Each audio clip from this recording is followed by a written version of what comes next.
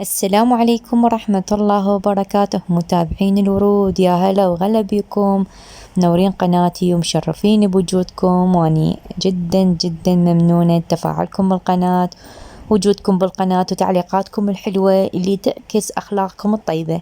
وطبعا تدللون ومن عيوني شنو تطلبون أقدمه لكم بس يتوفر عندي.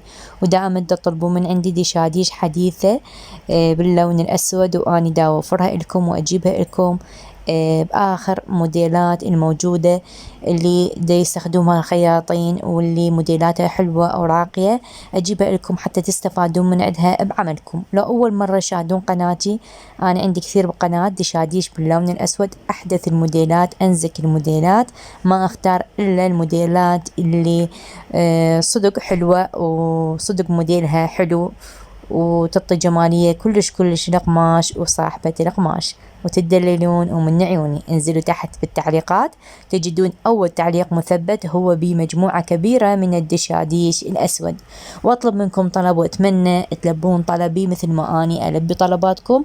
أريد تشاركون قناتي عندكم بمواقع التواصل وخاصة بجروبات الخياط حتى تكبر وتوصل أكبر عدد من الناس يشاهدوها مثل ما أنتم تشاهدوها وتستفادون من عندها. أتمنى وياكم نوصل المليون مشترك. إذا وصلت قناتي المليون مشترك أكيد أنا راح أستمر وياكم تقديم المزيد وأي شيء تحبون وتحتاجوا للخياطة تلجؤون لهذا القناة وإن شاء الله تجدون كل ما تحتاجون بإذن الله تعالى.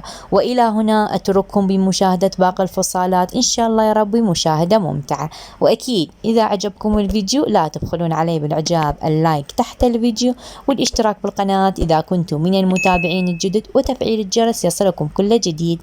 تعليق صغير منكم هو أكبر حافز إلي لأستمر وأقدم لكم المزيد. وأترككم بمشاهدة ممتعة واستودعكم الله متابعين الورود، مع السلامة.